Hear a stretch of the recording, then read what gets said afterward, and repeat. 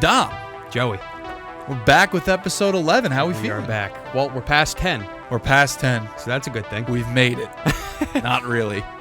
We're still here, don't worry. How we feeling about this one? Feeling good. Feeling good? I'm going to feel very philosophical after this one. Well, we got a good one in store today because we're talking about the man himself, Elon Musk. We got a Indeed. lot to say about Elon Musk. Yes, we do. So the biggest question about Elon Musk is he a genius of our time? So we're going to go through about his history, a little bit about himself as a person, and we'll answer that question ultimately at the end. Sure. So what do we think, Dom?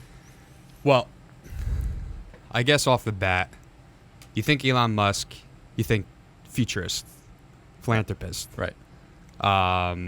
But it kind of goes back, and I mean, you did the history about it, where he even started from. So Right. if you want to elaborate a little bit about. Right. So, I mean, Elon Musk was born in South Africa. His family was very wealthy.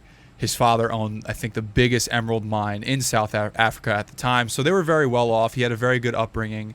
But after his time in South Africa, he moved to Canada with his mother after their parents got divorced. And that's where he, kind of started making a name for himself, especially after he went to college. Right. So he went to University of Pennsylvania. And a little funny thing about him there is, at his time there, him and another roommate bought or rented out a 10-bedroom house, and they turned it into a nightclub. Yeah, that's incredible. And they charged admission for right, it. yeah. So and right it's there, like, right off the bat, he's a future. he's an what I mean? entrepreneur Yeah. just at heart. You know Right. what I mean? He's So always that's just thinking ahead. That's a his thing. little thing about him. But going into pretty much how he started, right after college, him and his brother started a company called Zip2, and Zip2 was a kind of like a travel guide website for like big cities like Right. New York, Chicago, LA, things like that. A company called Compaq bought Zip2 for I think somewhere around $330 million, which Elon Musk I think only netted about $22 million from that sale. Jeez. From that, he started a website called X.com. Right. X.com would later become PayPal. Yeah. PayPal was then sold to eBay in 2000 for $1.5 billion, where Elon Musk netted $180 million from that deal. So the man was had a good head on his shoulders, and he knew how to invest properly. So it seems like he would start a project, sell it high, use that money that he got from that, and move on to the next project, sell that even higher, and just keep going bigger, bolder, better. Right. That's kind of his persona and yeah. philosophy in life. Bigger, better, bolder, built for the future. It's amazing. It really is amazing. It's strange, too, because when you hear of entrepreneurs and people that are so attached to certain companies or businesses that they've developed and started from scratch. Right. But he's willing to start from scratch, put all he's got into it for 5-10 years, Yep. and then sell it and get rid of it and on to the next. Right. I think that's a completely different mindset in a majority of entrepreneurs and just successful people out there.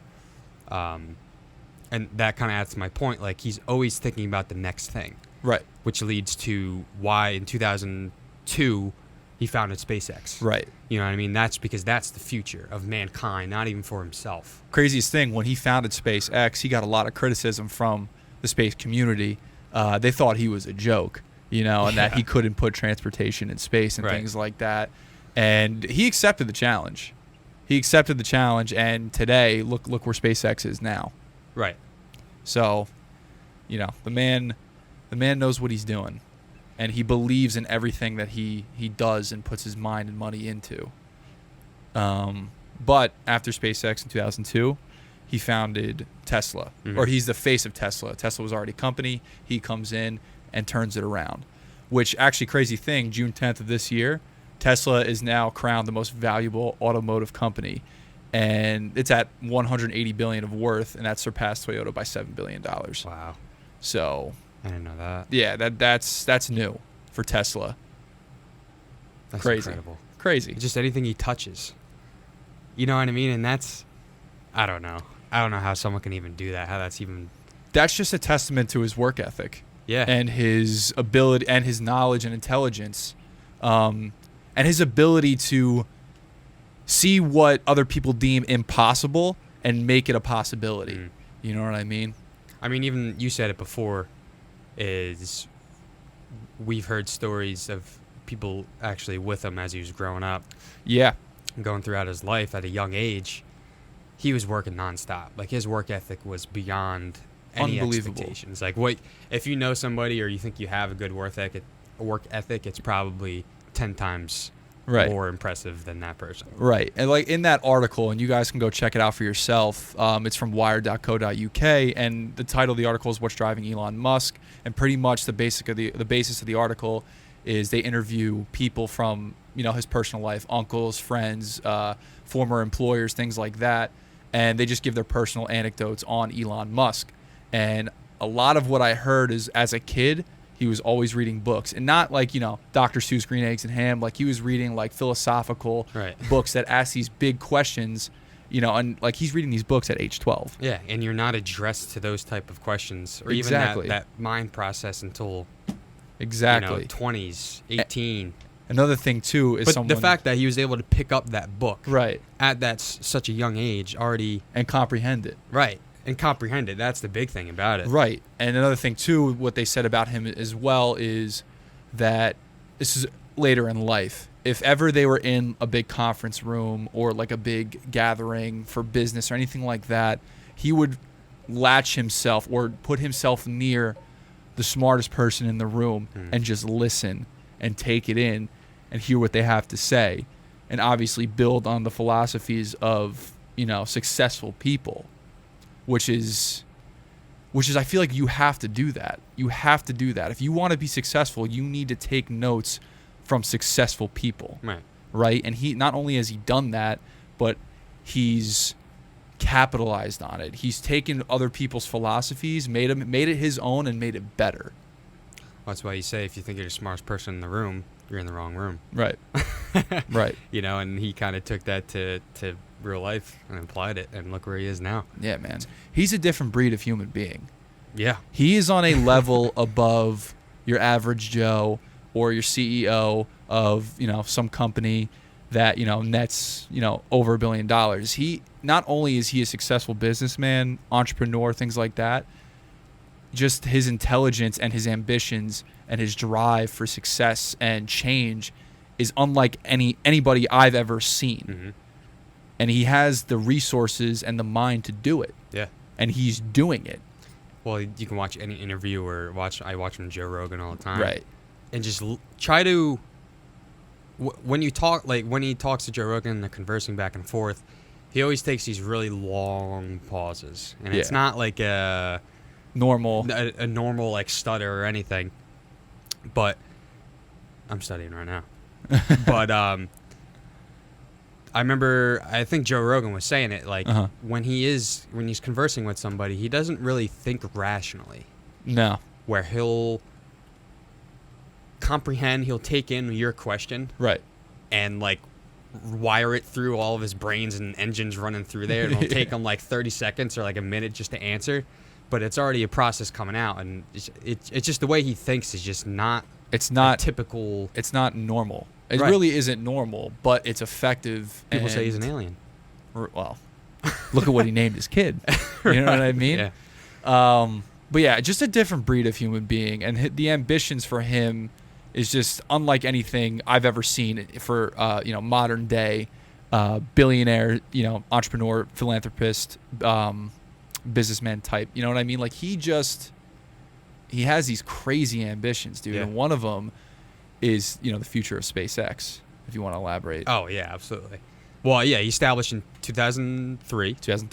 And then recently they just launched the Falcon X missile to American astronauts from a commercial-based launch from America. And that was the first time since 2011, I think. And I think that was launched from American grounds. That was also the first time NASA partnered up with an outside business on a space expedition. Yeah, because the reason why they stopped the space shuttle programs was because they just ran out of money and resources. It just got to a point where it's like, what's the value of constantly sending people every 2 years or 5 years? You know what I mean? So, when you have a company like SpaceX and Elon Musk can supply resources, money, the top notch of people in those industries, why wouldn't you go and continue on those missions? Yeah. Yeah, but I think that, I mean, it happened during the pandemic and a lot of things going on. It was kind of not overseen, but was it overseen? Underlooked. Yeah, it was underlooked. Underlooked, for sure. And that was a big accomplishment for America, and people don't even talk about that. Huge accomplishment. And that was just, 3 months ago or 2 months ago? Yeah. You know what I mean? So something like that is just... Well, okay, so back to the point is the Falcon X missile, the innovative process of it is that when it launches up to space, it sends the cabin and the astronauts to the space shuttle, for instance, where it just happened, but anywhere else it's going to go. And the idea is when it launches, the rockets come back and they land on a drone platform that they basically calculated so you can basically keep recycling the infrastructure of the missile. Okay. So like that's already saving millions of dollars for NASA and SpaceX. Right. And then just think about that. I mean, because it's the money, which is why NASA stopped all the space travel. Right. So then now you're saving millions of dollars. It makes it more accessible. But it also speeds up the process. Right.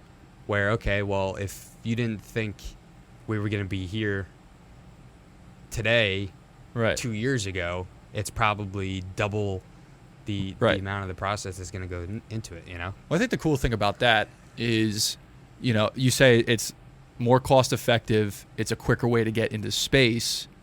So that's going to allow for more research and more expeditions into space, leading to more of, or just kind of making the idea more of a possibility of colonization on outside world planets or moons or systems and things like that, which is crazy to think about. And I know it's he wants to get to Mars by 2030. 2030. Which is insane. His plan is to send, I think it's 2 cargo ships to Mars. Mm-hmm. And the idea of how to get to Mars would be, I think they want to send some type of spacecraft that will orbit the moon. Mm-hmm. So that when they send the cargo ships in, I think they want to do it like a spaceship of astronauts, like a cargo or a cabin of astronauts with the cargo. Right. Yeah. So the idea would to attach to the spacecraft orbiting the moon, basically have that launch them to Mars, which would take, I think, like 6 to 8 months just to get from the moon to Mars. Right. Get there, and then their plan is, he has... there's a lot of very out there processes and how you can start to colonize Mars within 10 to 30 years. Right. So we'll say within the next 5 years. Yeah, I would say within the next 5 years, his plan is to do that, to send cargo ships out there that basically just has resources and infrastructure to start establishing on the planet. Right. Come back, and then he wants to go back again with a bigger cabin of astronauts, more cargo, go there. And just start building. And then basically start building from there. Obviously, That's it's not crazy. Wouldn't be commercial based yet. But he said by 2030, which is kind of, it's probably very far-fetched to think by 2030, but if someone's going to do it, he's going to be the man to do it. And it goes back to my point where there's philosophies to keep using materials so it's cost it's more cost effective to recycle the material for the launch and the shuttles and things like that. So who knows? I mean, it could be very possible by 2030. Another thing we talked about too about Elon Musk is he wants to make space travel and transportation more accessible to the public. Mm-hmm. And he's facing heavy criticism within the space community, specifically people like Neil Armstrong, who don't approve of the idea. And there's one interview with him, and it's been circulating on social media, especially around the SpaceX launch, of him getting so upset that he's actually crying that these figures who he considers heroes of his don't approve of his idea and are trying to shoot him down, which is kind of crazy to think about, considering you would think those guys would be so up for space travel being available to somebody like you or me. Right. But that brings me to my question. Do you think making space travel accessible to the public, you think that's a good idea? I don't know. Because if you look at it like, okay, if you slowly start building into it and the public starts to get used to it. But it's just, I don't know. When was airplanes and commercial flights established? Right. When was that even established? Right. Early 1900s. You know what I mean? So they might have thought the same way about aircraft travel, commercial travel, compared to what we think of space travel. In the next 40 years, it can be the most effective way to travel the planet. Exactly. You know what I mean? Because the idea is to be able to take a commercial spacecraft and fly basically out of the atmosphere. And it's basically kind of like dropping a nuke on somebody. Fly out of the atmosphere and then right to Japan or something in 30 minutes. Yeah, it'd be a quicker form of travel. Yeah. I'd say again, think about that. Okay, so it does become accessible to the public. Right. How much are those tickets going to be? Oh my God, probably extremely expensive at first. Right. At first, they would need to find a way to. I think the biggest what's the word I'm looking for? The biggest, I guess, setback or the biggest obstacle for this kind of task would be safety. You know what I mean? And how would you make something as intricate as launching a rocket into space commercial based? You know what I mean? How would you make that accessible to the public? And how would you make it cost effective? I have no idea. Right? Like that is a feat that seems impossible, but his whole philosophy is if you make something that's impossible possible, then everything will just fall into place. Right. Then it adds to what he's trying to do, and just with everything, with Tesla, with this other thing we have now is the Neuralink device that he wants to, I guess, put more research into. Right. But it just adds to he thinks out of the box. Yeah. Figuratively and literally, I guess. Yeah. You know what I mean? And that goes back to my point is like he's not a rational person to have a conversation with, because he's always going to try to think. I guess it's a very optimistic way to look at things, but it's also at a point like how far can you take majority of the concepts that you construct? Right. You know? Yeah. It's a great thing and a very scary thing, but he also has the resources to have everything become more possible than the average Joe, because he's worth billions of dollars. Right, exactly. He definitely has the tools at his disposal. It's just a matter of making sure that he's not going to make a mistake along the way, especially if he's going to try and make space travel commercial-based business and a way for the public to, a way to reinvent public transportation. Right. He's really got to make sure he's not going to make any mistakes, and that's the one thing people fear about Elon Musk is he's sort of a wild card, especially within the last few years. It seems like he can do and say whatever he wants. He can. Yeah, well, he kind of can. So a couple things is, recently he tweeted at Facebook and told them that they flat out suck. Nice. Just flat out suck. Just tweet it out and be like, Facebook sucks. You know what I mean? Like, yeah, you're starting a pissing contest with a huge social media empire. Right. That takes balls. Another thing too, the way he named his kid. Mm-hmm. AEX12, like, what is that, It's dude? an invention. It's one of his inventions. Right, That's exactly. what it is. He doesn't view that kid as a human being. It's a product of his creation. Right. Crazy. Exactly. Crazy. Another thing too, he's a CEO of multi-billion-dollar companies, but he smokes weed on the Joe Rogan podcast. Yep. He's just ripping joints and blunts. And he got shit for that. I know Tesla's stock plummeted just a little bit. But it's just like, all right, I'm very successful. I'm this, big CEO, but I'm going to do whatever the hell I want. I'm going to smoke weed for the public to see. Let me find this one thing he shared. Another thing, too, I want to bring up about Elon Musk, and a lot of people bring this up, too. He is a living representation of a comic book billionaire, similar to that of Bruce Wayne or Tony Stark. Yeah. You know? Right. Even though he's not putting on a suit and fighting crime. It's the same exact thing. You're worth But billions of dollars. he's worth billions of dollars. He's dating celebrities. He has all this money at his disposal that he definitely has fun with, for sure.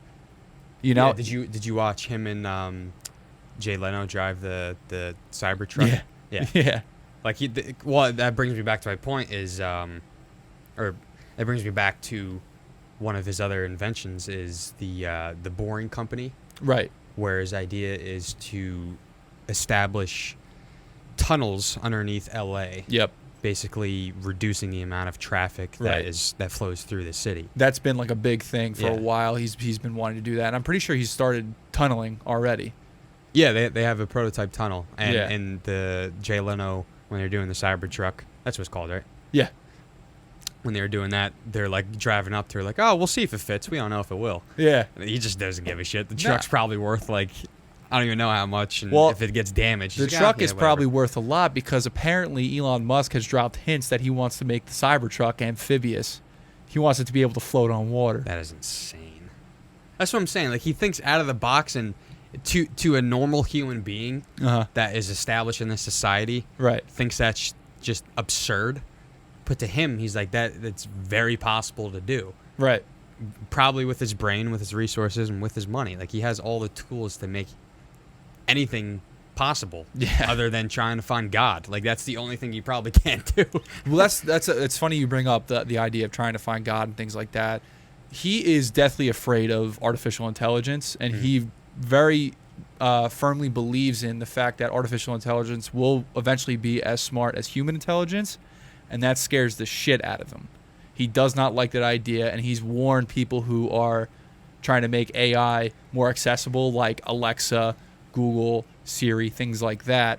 And he's warned people, like, do not take this too far. Right.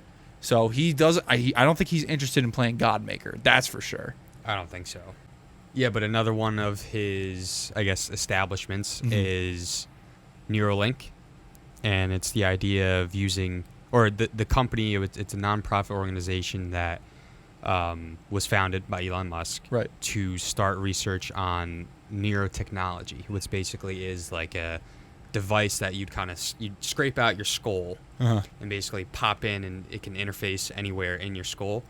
Like a pop- chip almost, right? And it, like a chip pretty much into your head. And its purpose is to basically overcome any type of disease or illness or malfunction that you have in your Right. brain. So like if you're paralyzed, I guess Right. there was something he was on Joe Rogan saying, like, if you're paralyzed, if you have that device Neuralink. in, you'd be able to walk again, or certain type of diseases you can overcome. Like, imagine that. It's Well- kind of an idea to, like, I think it's to crack into more like a higher percentage of your brain Right. rather than the low percentage we are, I guess, accessible to now. Right. I mean, like, it's a good idea. Extremely far-fetched. You know, I don't think we right. know too much about that yet, at least to the public. But, I mean, it's crazy to think about. A lot of ideas that he comes across, right? And Right. you can say, yeah, he fails millions of times. I don't know if millions, but he fails majority of the time that he does. Right. So is he a failure? Do you look down on someone that fails all the time? No. Not at No, all. but that's how majority of these innovators and people that have built America and human society now started hundreds or 50 years ago. You know what I mean? Like, Right. You need you to can't learn. even You think need to about it learn that from your way. mistakes and your failures. You Right. can't have success without failure. Right. So another thing on Elon Musk, despite this man's already growing portfolio of achievements, what is his ultimate goal? And I've seen it in a lot of different articles and interviews, and it's to save humanity from itself as he sees it. So basically what that means is, if the world ends up going to shit sometime in the near future, he wants to have options. Options for us to go off-world if need be. Options to reduce harm to this planet. And to have those ideas and ambitions really is a testament to his character, despite the fact that he is a billionaire, well, was a billionaire playboy, you know, and was a bit reckless at times. But I think he really does want to make change and really wants to help save us, you know? is he doing it because he actually believes that, or because he wants to be the name of history. I think it's both. I think it's both. I think he's made such a name for himself already. He's gonna go down in history. Oh yeah, easily. But I genuinely think he cares, and especially in that article that I mentioned where there's anecdotes from other people. A lot of the people said that he doesn't really care about the money. Although he does enjoy it, he really enjoys it, he doesn't care. All he wants is to make change and to see change. Yeah, I think recently he got rid of all materialistic things that he acquired, like his house and cars and everything. Obviously, he said he still has like a Tesla. Right. But he basically downgraded from everything he had. Right. To go along that notion of, he's not a materialistic guy. He's not doing it for the money. He's doing it for the actual reasons he's portraying. That he's preaching, yeah. Yeah. No, 100%. But the real question is... The ultimate question. Can you compare Elon Musk to, let's say, Albert Einstein? Yeah. Yes. I would say yes and no. Like any genius, visionary, they're products of their time, right? Albert Einstein is a product of his time, making, or coming up with that famous equation E equals MC squared and a number of other achievements that he's done. But it's like, the question is, would you have an Elon Musk without an Albert Einstein? No. But would you have an Albert Einstein without philosophers like Galileo, Sophocles, philosophers like that and things? Would you like geniuses branch their ideas off from people of the past, right? People of the past that have made differences, right? They take those ideals, those foundations, and they branch off and they build upon it, right? Some people say Elon Musk isn't a genius of our time because of the resources that he has and the people that he's building off of. I think that's bullshit. He isn't a genius or something? That he isn't. Some people believe that. I personally don't. I think the man is extremely intelligent and has a drive and work ethic of those before him, like an Albert Einstein. Right. You know what I mean? Even though he's branching all of his ideas from people of the past, and he's pulling inspiration, but all of these guys pull inspiration. Right. That's what they need. Inspiration drives people. It inspires you. Right. It's just for someone to say that there'd be, without an Albert Einstein, there'd be an Elon Musk, that's probably true. Well, the thing you can compare, contrast of Elon Musk and Albert Einstein is, obviously Elon Musk came from a very wealthy family. Right. And obviously he still has that. I don't know if I'm assuming he inherited some of that money. Actually, believe it or not, he didn't inherit that much. Okay.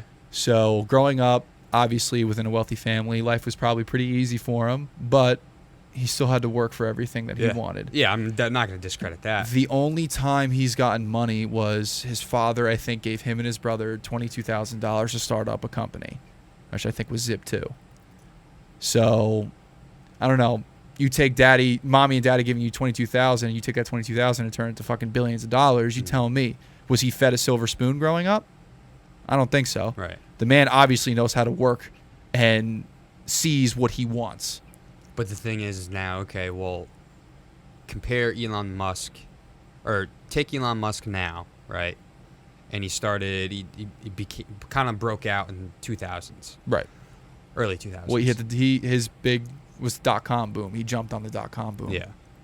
So, and that's already computer-based. It's already software-based stuff. Right.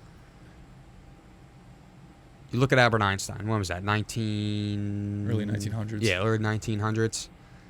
What did he have for his resources? Books. He had the books. He had paper and pen. Paper and pen. That's about it. Right. Elon Musk has take the money away from him. Right. He has the capability of researching anything he wants on a device. Right. And you can find out or figure out equations. I would say, I don't even know how quick, but Albert Einstein would probably have to take like a day or two just to figure out an equation or a certain concept that he, I guess, came across, where Elon Musk can get it at the snap of his fingers, at the touch of his fucking fingertips. But without Albert Einstein's work ethic and drive to Right. solve these equations, Elon Musk would be left in the dark, so to speak, if these people didn't do what they did.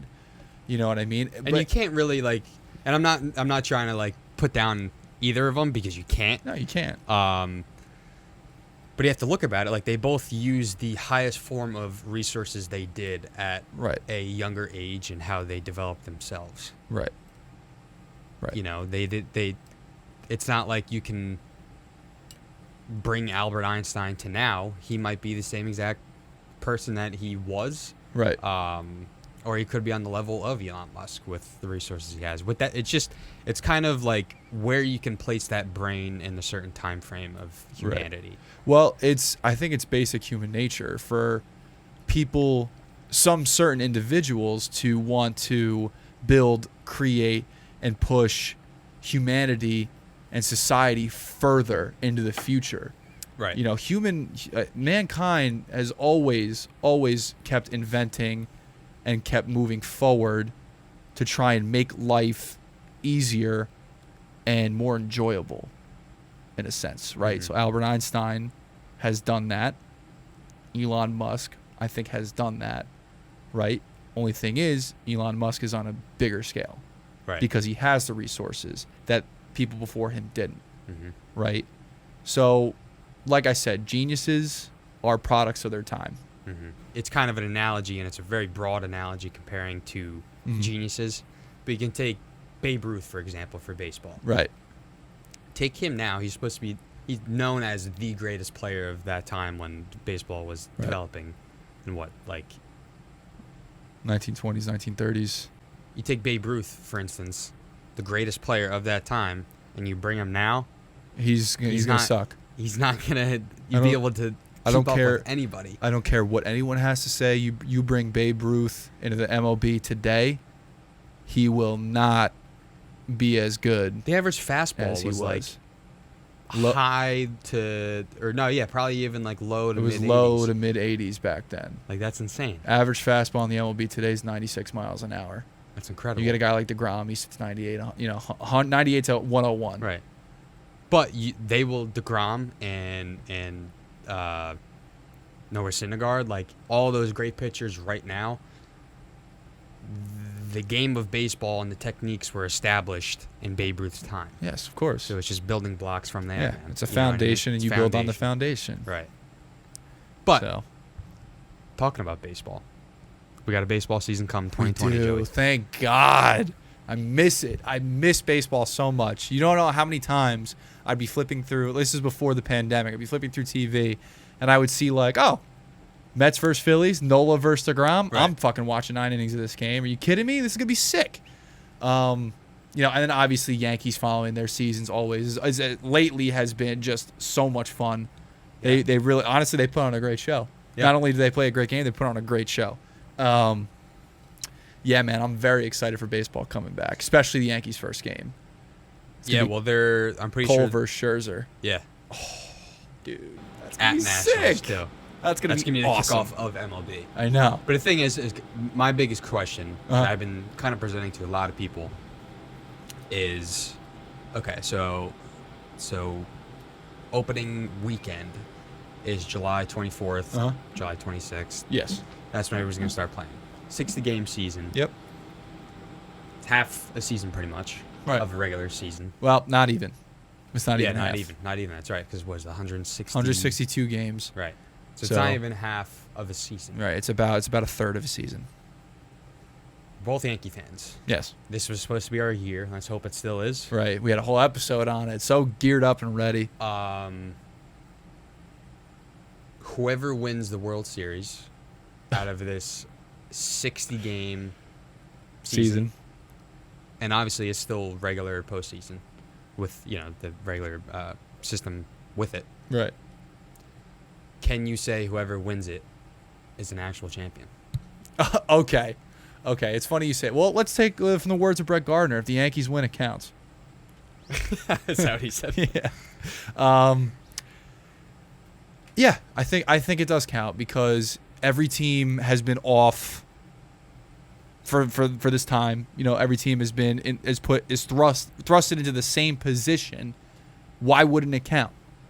You know what I mean? Mm-hmm. Yeah, like the players won't have the wear and tear, but every team won't have the wear and tear. As far as I'm concerned, it's even playing field for all 32 teams in the MLB.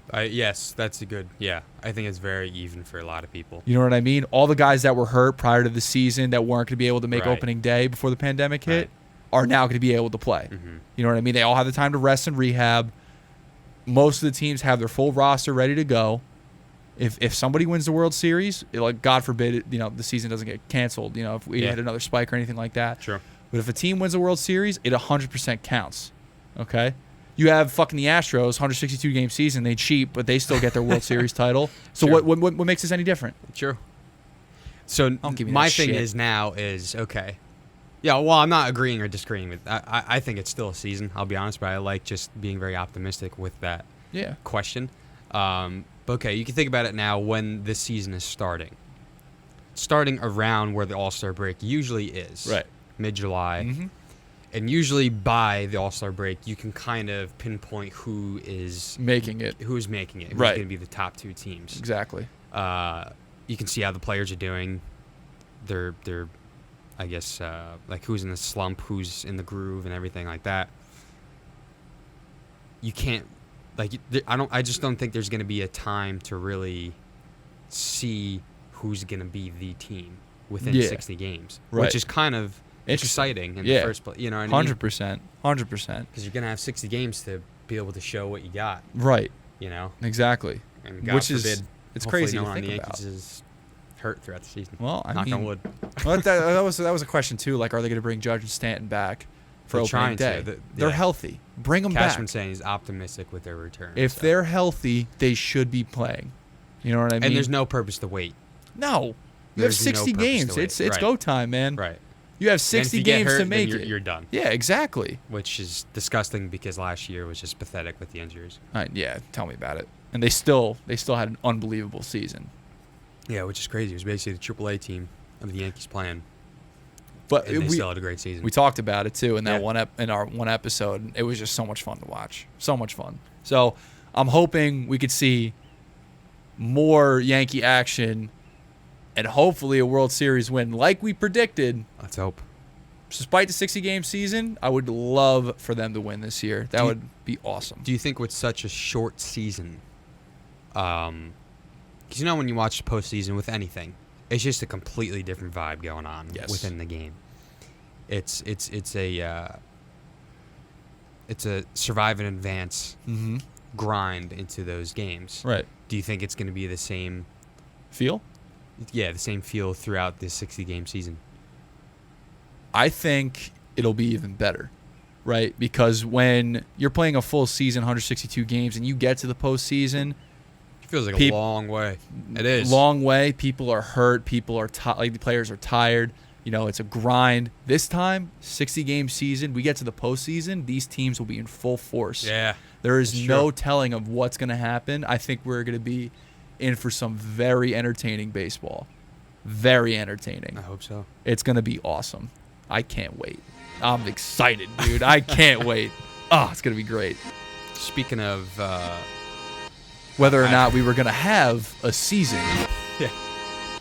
Could have been this. Could have been that. Dom, yeah, welcome back to This or That. this or that. This or that. First question. Bacon or sausage? Bacon. Bacon. I would say That was a bacon. quick answer by me. No. I usually have to think those out. I would say bacon too. The only reason I say bacon, even though if I'm gonna What get, kind of sausage? it's just I think it's just up. Let's go with breakfast meat, bacon or sausage. Like links, sausage links, or patties? Sure, we'll go with links. Yeah, I'm still going bacon. Next question. Next question. Dogs or cats? Dogs. Dogs, 100%. Don't even have to think about that. Well, I know you're allergic to cats. Yeah, I'm allergic to cats. So See- that's already. See, I love animals in general. Right. So I like both. But as a pet, I need a dog. I need a dog before a cat. I'm sorry, cat lovers. I love dogs. Next question. All right. Next one. Cake or pie? I'm going cake. Really? Yep. I love cake. Cupcakes. Yeah, that's true. But pie though? Pie's great. Like a good Pie's apple great. pie. That is true, but I can't go. Or blueberry pie. I Or can pecan crush- pie. I can crush cake. Oh yeah? Crush it. I mean, I like, can't crush pie. I mean, I like You have, cake to, you have too. to be in the mood for pie. You know what I mean? And yeah, and I guess like for birthdays, you're not having pie, you're having cake. Exactly. Yeah. I mean, I think I'm still gonna go pie. Ninjas or pirates? Pirates. Pirates? Yeah. Ninjas, dude. No. Come on. Ninjas would fuck up pirates. They would fuck them up, and they're more honorable than pirates. That is true. There's no honor among thieves. That's a good argument. Very good argument. I think I'm gonna go with ninjas, and they're fucking stealthy, and You just can't hear 'em. persuade me to go ninjas. Oh, really? Yep. Nice. League of Shadows. League of Shadows. What's worse, laundry or dishes? Oh, that's a good question. Oh, I hate both. Laundry. I'll probably go laundry. Laundry. I think laundry's the worst because, especially if you were doing, like if you do it at school, you have to throw it in the washer, Yeah. set a timer on your phone. Yeah. If you forget, someone is touching all your fucking they're taking it out of the washer themselves and touching all your stuff, and that skeeves me out. Like, don't touch my underwear. You know what I mean? It's just weird. But you wouldn't want me fucking touching your underwear either. And then you got to dry it, wait, and then you got to fold it. Folding's probably Folding is the worst. the worst Then you got to part. put it away. Putting it away is not so bad. That sucks. The folding's the worst part. All right, so you have to put it in the goddamn washer. Yeah. You got to put the stuff in the washer. You got to turn on the washer and set a timer. Right? Then you got to come back, take it all out, put it in the goddamn dryer. Throwing your dryer sheets. Yeah. Throw in your dryer sheets. Then you got to set another timer. You have to come back. Then you got to take it out of the dryer, put it in a basket, Carry it back. carry it back. You got to fold it. Uh-huh. Once you fold it, you put it in your goddamn drawers. By the time I'm like, what the hell? And then it seems like 2 days later, you got to do it all over again. Exactly. So, yeah. So I'm going dishes. What? Oh, wait, no, what's worse? Yeah, Laundry. Laundry is worse, yes. I would rather do dishes. Dude, dishes are easy. Working alone or working in a team? That's a good question. Because that really depends. I know, There needs it to be some depends. context to that. Let's say... All right, Dom. Let's bring it back. The Dudes movies. It's a project you were working on with your friends. Would you have rather done it with a group or by yourself? Well, I couldn't do it by myself. Well, I'm saying take the actors out of the way and like for the editing process, especially for the second movie, because it was me, you, and my brother developing the story, and then you and my brother did all the editing and cutting and things like that. Would you have rather done all that by yourself or with us? I mean, I won't be offended. I always like to have my hands on everything. Right. And if you put it with that, I would... It's not that I would rather prefer, but I always need to have my eyes on it. For sure. With writing, for example, I have, like, with a lot of stuff I'm writing now, I definitely prefer writing, guaranteed. Alone. Yeah. Way prefer writing. No, I can see that. It's Obviously, you need to have Right. feedback and everything. So But there's still a collaboratory experience with everything. Yeah, that's a good question. What would you go? Working as a team, I think, you know what I mean, especially when it comes to doing the podcast. That's what I'm thinking of. Like, if I was doing this by myself, one, I wouldn't know how to upload it, edit, or anything like that. Right. Or set up all the cameras. And two, having more ideas just creates better conversation. You know what I mean? I think we'll be right. Better conversation, better, I guess, ability to, you know, convey ideas and things like that. Right. Theme park or water park? Oh, that's a good one. I'm going water park. I like slides more than I do roller coasters, even though I do enjoy roller coasters. I think I'm gonna go water park. Let's break it down atmosphere. Okay, right? fair enough. Oh, that's a good Ride, slides, and roller coasters. I think there's more of a there's more quantity within roller coasters that are thrilling compared to water park slides. Right. Because if you go to a water park, usually you're just the really big slide, and then there's like a crazy wacky slide, and everything else is like, you know, just chilling in a lazy river, which I love lazy rivers, by the way. Yeah, lazy rivers are great. But when you go to a water park, it's usually really hot. True. It's in the summer. Uh-huh. You gotta lock up your shit, which you have to do at theme parks, usually, right? Unless you're carrying a backpack. Unless you're carrying a backpack. You know, in which case, There you go. I don't think you can bring those on roller coasters. You might be able to if it's like a small bag. The food is typically the same.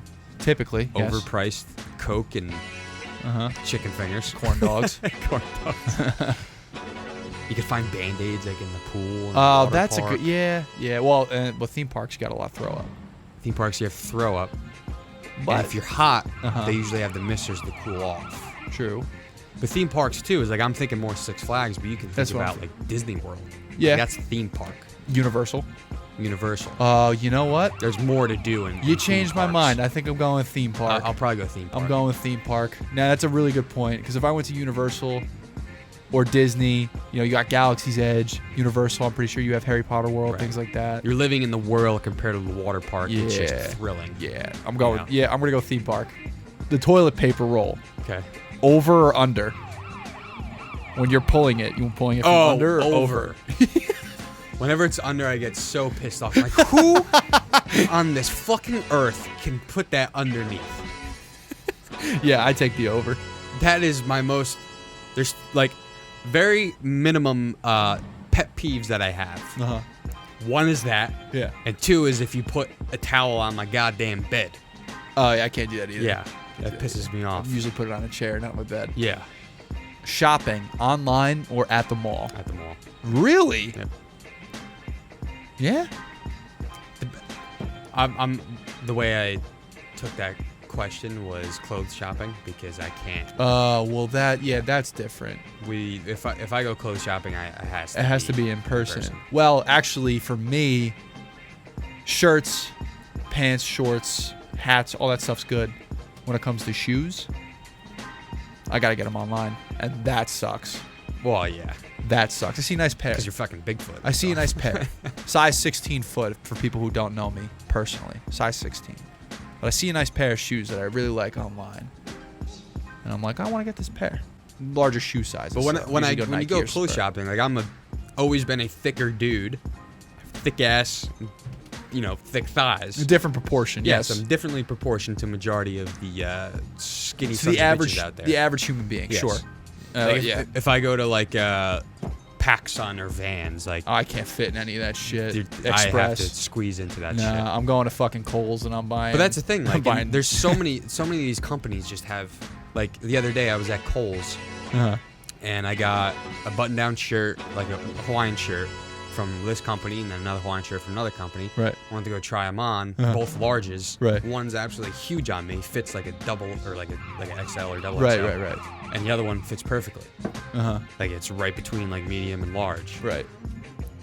And it's like that's just absolutely ridiculous. That's why you have to go in Yeah, person shopping. yeah, definitely. Especially, I agree with that 100%. When it comes to booze, Okay. getting boozy, straight or mixed?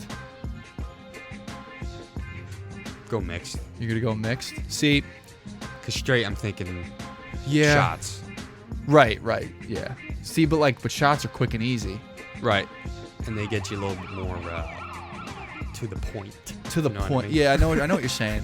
That too, and it's like when you have a really sugary mixed drink. One, if you're a guy, it's frowned upon Yeah. in the guy community. Which I still do. Right. And you can come tell me and I'll do something about it. but if you do it straight, I feel like the hangover wouldn't be that bad. When True, you 'cause get when you have- sugar involved, That is true. that's when the hangover gets rough. So I'm probably gonna go straight But just it's more for that. enjoyable, fact. though. Yeah, it is more enjoyable. Yeah, I'll still go mixed. but if you're fucked up, what does it matter? True. Right. Exactly. I'll still go mixed. Not to say I get fucked up every weekend and I know what I'm talking you go- about, but okay. Liquor or beer? Shit. Do I have a meal with me? I have a meal in front of me. You have snacks. Snacks? Yep. What kind of snacks? Chips and pretzels and dip. See, with barbecue. With more savory, I want to go beer. I'm going to go beer. Is that the one we're going to end on, Dom? I think so. All right, Dom. Well, everybody, thank you for tuning into episode 11. It's been a pleasure. Always. Dom, Yeah. we got more in store for the fans at home. We're going to try and get onto a more consistent schedule for you guys to keep pumping out more episodes. Yes.